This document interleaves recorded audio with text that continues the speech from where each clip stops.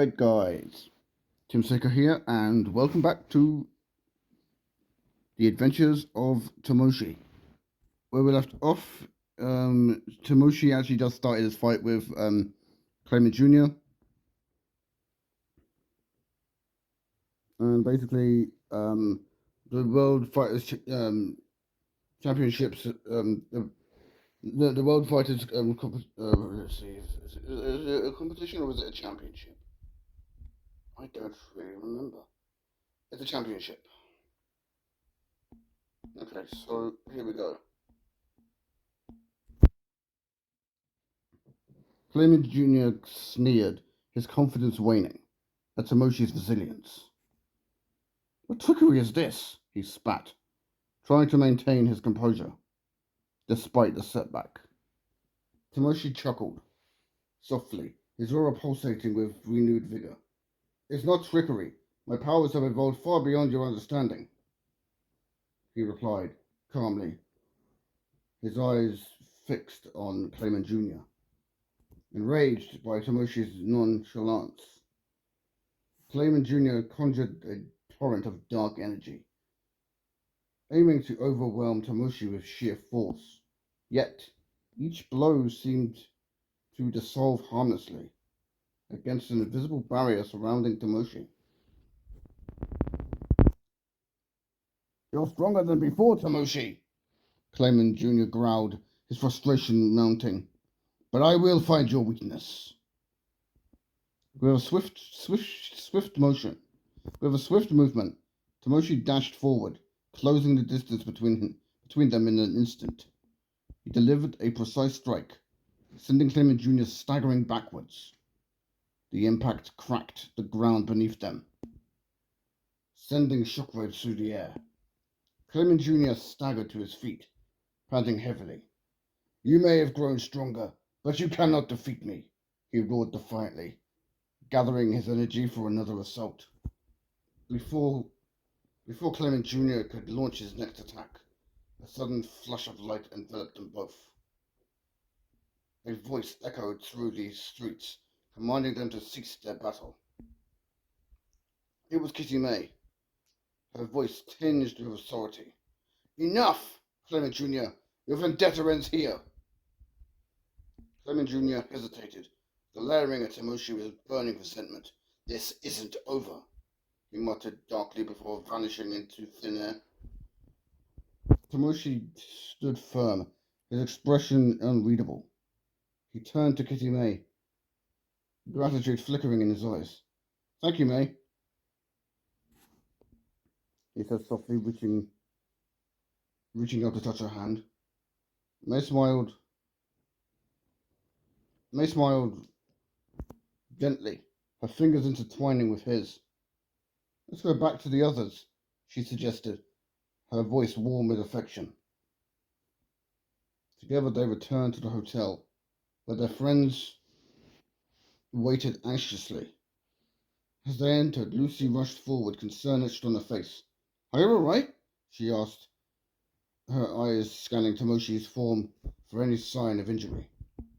Timoshi nodded reassuringly. I'm fine, Lucy, thanks to May, he replied, casting a fond glance at his newfound partner. The group settled into a tense silence, each lost in their own thoughts. The looming spectre of the upcoming tournament hung heavy in the air, overshadowed momentarily by the threat of Clayman Jr.'s return. We'll be ready, Timoshi declared firmly, breaking the silence. No matter what challenge lies ahead. His friends nodded in agreement, their resolve strengthened by the trials they had faced together. 2 weeks until the preliminary rounds, they were trained tirelessly, preparing for the battles that awaited them in the Sorcerer Kingdom. Yeah, I added a little bit of expose here. I actually added in the Sorcerer Kingdom and many other areas will be coming later on. There's like major changes that I had to do, major changes to characters and details, and um, there is supposed to be character deaths, but um, I'm I'm not. I had to change it because the app that I used to make the story make sense. Um, well, it didn't help. Um, it didn't go the way I wanted it to. So that's the whole thing. So let's actually continue with this part of the story. With them in the Sorcerer Kingdom. Little did they know this tournament would not only fought would not only test their strength, but also forge bonds that would shape their destinies in ways they could never have imagined. The World Fighters Championship began with a wave of excitement. As the preliminary rounds got underway, the competitors, each a paragon of strength and skill, faced off in intense battles that captivated the audience. The World Fighters Championship began. What the hell?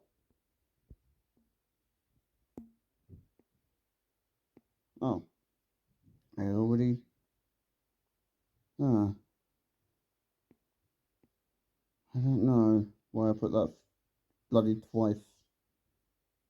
Okay, that's really strange. Hmm.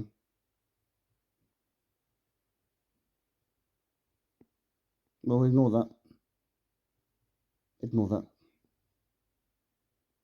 No, just ignore that bit. This bit doesn't exist. This bit that you're seeing doesn't exist. Mm-hmm. Yeah, that bit doesn't exist. That bit's there. I don't know why that bit was there. It's just it's supposed to be there, but I'll leave it there anyway, just because. Just because. Before the preliminaries started, Irons will go and approach Timoshi. "You're a pretty strong kid," Irons remarked, his skeletal face unreadable. Timoshi nodded respectively, respective, respectfully. "Thank you, Lord Irons, but I'm not as strong as your floor guardians in the Great Tomb of Nazarick." Irons' eyes gleamed. "You're underestimating yourself, Timoshi. I have a feeling you'll win this entire tournament." Alberto, standing beside Irons, shared her husband's sentiment. With a kiss to Kitime, Timoshi felt a surge of confidence and determination as he prepared for his matches. In the preliminary rounds, Timoshi proved his prowess by winning his fights with a combination of speed, strategy, and overwhelming power. His victories secured his place in the finals, and his reputation as a formidable competitor grew. After after one of his matches, Timoshi met up with his friends. "Timoshi, you're incredible," Kitime said, admiration in her eyes. "Thanks, May. I'm just getting I'm just I'm just glad the training paid off," Timoshi replied, smiling warmly. Itachi Uchiha, with his three Tomoe Sharingan permanently activated, dominated his battles with precision and tactical brilliance. His opponents fell before his genjutsu and ninjutsu, ensuring his advancement. Between matches, Itachi contemplated his future plans.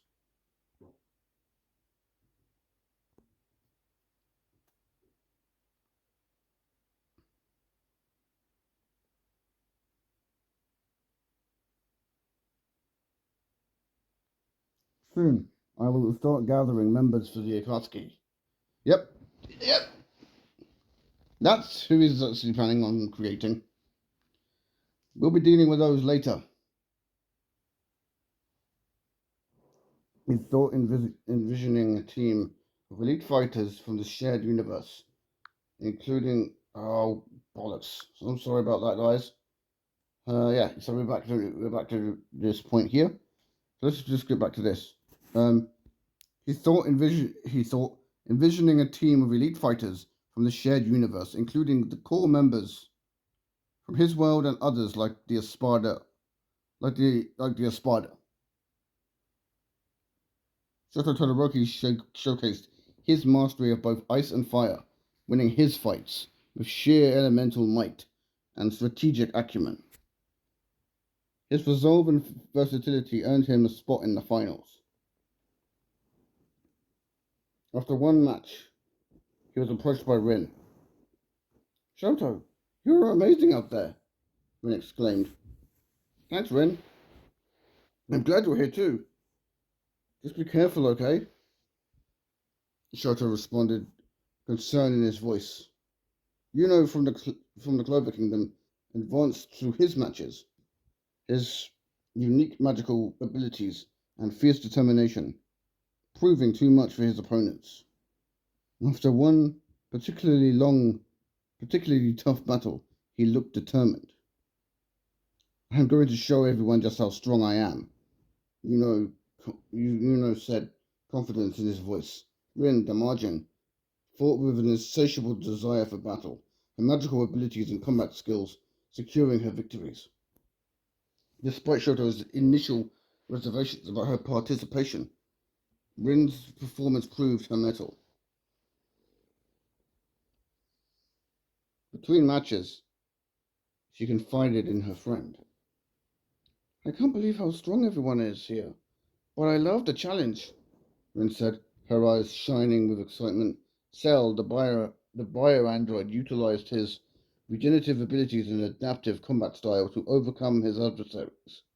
His fights were marked by relentless aggression and tactical brilliance, ensuring his place in the finals. After one match, Cell reflected on his performance. "These fighters are tougher than I expected. This is going to be interesting," he mused. Cocytus, the warrior from the Sorcerer Kingdom, fought with honor and ferocity. His ice-based martial arts and formidable strength saw him through the preliminary rounds, earning him respect and a position among the finalists. He approached Ainz after one of his victories. "Lord Ainz, I will not disappoint you," Cocytus vowed. "I know you won't, Cocytus." "Continue to fight with honor," Ainz responded. Natsu from Magnolia advanced through his matches with sheer determination and the power of his Dragon Slayer magic. Each opponent faced the relentless fury of his fire-based attacks. After a particularly intense battle, Natsu grinned widely. "This tournament is just heating up," Natsu exclaimed. As the dust settled and the preliminary rounds concluded, the 8 finalists emerged: Timoshi, Itachi, Shoto Todoroki, Yuno, Natsu, Rin, Cell, and Cocytus. Each had proven their worth, and the upcoming battles proved to be even more thrilling as the World Fighters Championship moved towards its climax. The anticipation in the air was palpable as the heroes prepared for the next stage of the competition. The World Fighters Championship preliminary rounds came to a close, and it was time for the actual tournament to begin. The quarterfinals were set, and the fighters prepared for their intense battles. As Timoshi emerged victorious from his last preliminary fight, Kitty May ran up to him, her face glowing with pride. "Timoshi, congratulations on your win," she exclaimed, hugging him tightly. "Thanks, May," Timoshi replied, smiling. "I'm ready for the next round." The announcer, Madara Uchiha, the ruler and Hokage of the Shinobi Village. Yeah, Shinobi Village, which means every type of shinobi. But we won't be seeing Madara. I won't be properly introducing Madara until I think later on. Madara actually disappears for a while, and then eventually he'll come back later on. I can't remember what happens, but there's something that happens, and we're going to be introducing some characters later on that that'll be really integral to the story. So I just thought I'd let you know about that. took to the stage to announce the quarter-final matchups. Itachi, standing among the finalists, was taken aback to see Madara in such a role. He hadn't seen him in a long time and wondered what had brought him here.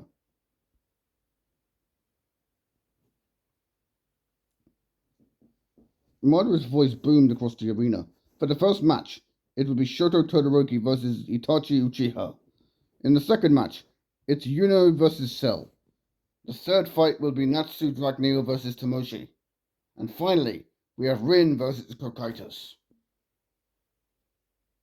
Because I actually wrote the story myself, I know the outcomes of each battle, and I know who wins. Itachi turned to remove Tempest, who had come. Oh, damn it! Itachi turned to remove Tempest, who had come over to him. I asked Madara to be here today, Rimuru asked. Itachi nodded. Oh, okay, cool. I don't want to talk to him right now, but still, I've got to focus on my fight against Shoto. Shoto Todoroki approached Itachi with a confident smile. You know, Itachi, let's make this fight entertaining for the crowd. Why don't we? Itachi smirked. All right then, we can do that. But the preliminary rounds, whittling down 100 contestants to 8, the real tournament was about to begin. Each fighter knew that only one could win the grand prize of 1.5 million berries. Yeah, that's a lot. As the quarterfinals were set to begin, the fighters readied themselves for their matches. The first match was Shoto Todoroki versus Itachi Uchiha. Both fighters, masters of their respective elements and techniques, promised an interesting and intense battle. Shoto's mastery of ice and fire would clash with Itachi's powerful genjutsu and ninjutsu, making for a captivating match. The second match was Yuno versus Cell. Cell's magical abilities and fierce determination would face the relentless aggression and regenerative powers of Cell. The contrast between magic and biological engineering would make this an intriguing fight. Then the third match, it's Natsu Dragneel versus Timoshi. This match seemed unfair to many, as Timoshi's regenerative abilities and resistance to fire gave him a significant advantage over Natsu. But Natsu's indomitable spirit and powerful Dragon Slayer magic would ensure a fierce contest. And in the final round, it's Rin versus Cocytus. Rin's magical prowess and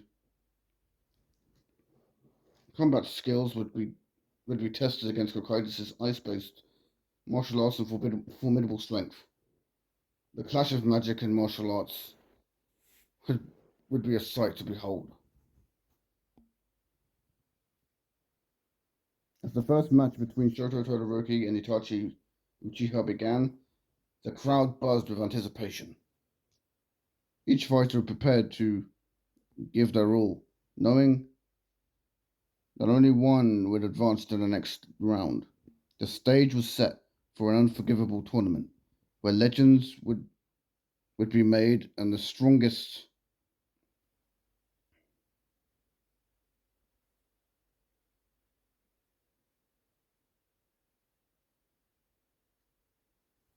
would rise to claim victory.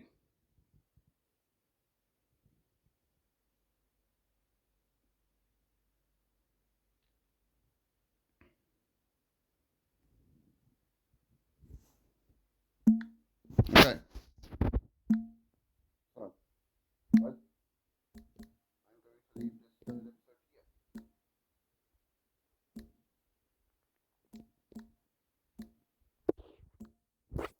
It'll always be between 10 to 20 between 10 to 20 odd minutes, or over 20 minutes. It's not too bad. So I hope you guys have actually liked this third episode. I really like doing this series.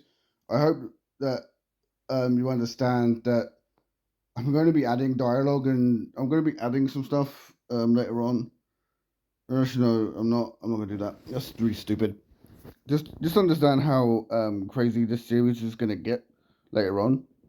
There's going to be like later on. There's going to be I think some betrayals.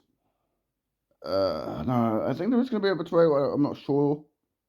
We do have. This is the tournament arc. I mean, because we had the Lothar arc, we have the tournament arc. I can't remember what arc is after this. I think it might be. I can't remember. There's like decent. There's like arcs that I know about the arcs, but I can't remember the order. So don't worry, guys. Once I figure out the order, I'll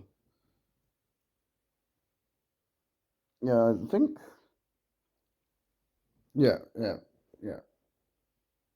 Because we've got the Lothar arc, which is the beginning of the story. Actually, no, we've got the prologue, which means the prologue is basically where you have like the beginning of the story and stuff like that. If you watch the first episode, you'll understand. And basically, the story is about to literally ramp up. There's going to be like the fights for the tournaments. Like there's a few. There's actually is a few tournament arcs here, and there are villainous arcs. There's characters and names that you'll probably recognize. If you're a true anime fan, you'll know some of these names. So sound off in the comments if you want me to add anything or change anything. Or do you want me to like lessen the violence in some of the fights? Do you not want anyone to die? I could change a few things.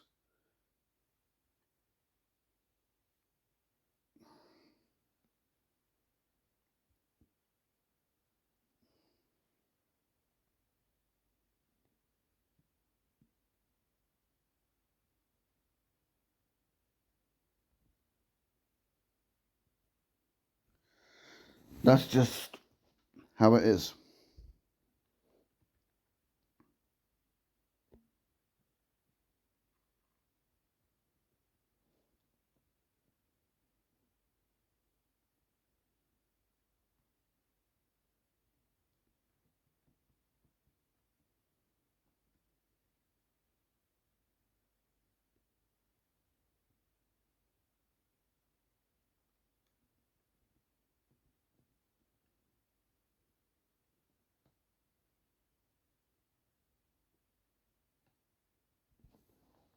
So yeah, like I said, I'm going to end this third story episode here.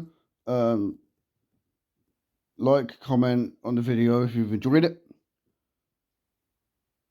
If we get up to 50 likes, that'd be highly appreciated. In the next episode, we'll be continuing from where we left off in the previous from this episode. So don't forget to check it out. Don't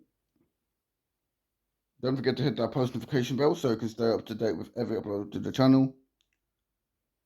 Don't forget to subscribe as well and check out my Instagram and stuff and the about page of my YouTube channel.